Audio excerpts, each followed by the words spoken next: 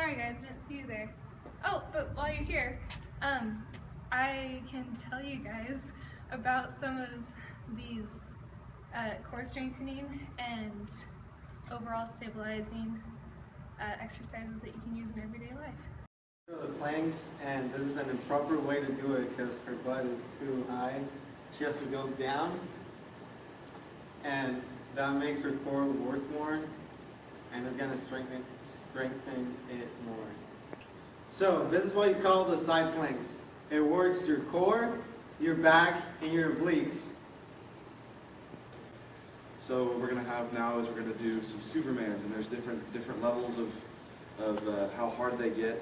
If you're rehabbing an injury, you can just go on your hands and knees like Jaclyn here, and then take one leg and the opposite side on the arm, and you can stick that straight out, and that'll stretch your hip flexors, and it'll get your back and a little bit of core. It'll more stretch the core than the back. If you're doing a little bit of eccentric exercise right here with your back, because you're tightening the muscles and you're keeping them tight, and that's what's really going to work there. And then you're just going to switch off back and forth, and that's more if you're rehabbing an injury. That's a little lower difficulty. And if you're just going for strength, you can just lay down on your stomach like that and do the same thing. Just alternate your foot and hands. Just go back and forth, and that's going to give you a little bit of a better exercise. So just know there's multiple difficulties. If you're rehabbing an injury, go on your knees. If you're just working on strength and trying to become a better athlete overall, just lay on your stomach and do it. So these are what you call kickdowns.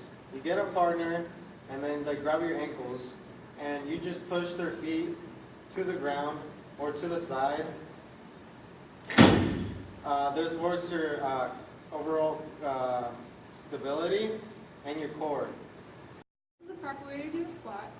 Now, when you do your squat, it's really important to keep your back locked so that you don't possibly roll your back and cause a very, very serious injury. So you see how Tanner is keeping his back straight and his chest up? That helps him keep his back locked and to strengthen his core and his back muscles. So what he's showing us is it's really, really important to keep your back straight as you're moving up and down. Now this helps strengthen your core muscles and your back muscles, and then it also helps prevent injury in your back as well. So as you see here, he's pushing his knees out, so it's moving the hips out, and it's stretching out the pelvis and the hips, which is beneficial because there's a lot of turning and moving sideways and parallel, and the hip flexors are important. So if you get a good stretch in that, you're going to decrease injury and increase flexibility. Yep. What side didn't get cut good enough?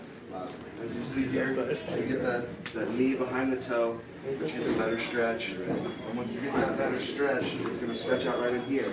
And when right in here, and when you stride out in a sport, when you're trying to go as fast as you can, sometimes you'll strain muscles or pull a hip flexor out of the socket, or just injure yourself in lots of different ways when you stretch your leg too far.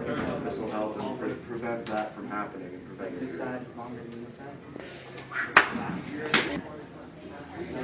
So this is the wrist stretch, which stretches the abs right along here, and this stretch improves stability in your core, it improves your core strength, and then it also improves your overall ability as an athlete. So with this stretch, you're going to want to twist your knee over like this and then look the opposite direction. And so it's going to strengthen it's going to stretch the lower back muscles right back here, and it's going to loosen up the lower back muscles and once again improve your abilities. What you're going to do, yes, you're going to have your leg come up like this, and then you're going to lay down on it. So you start out like this, and you just fold that leg underneath your torso, and then you just lay down as far as you can go.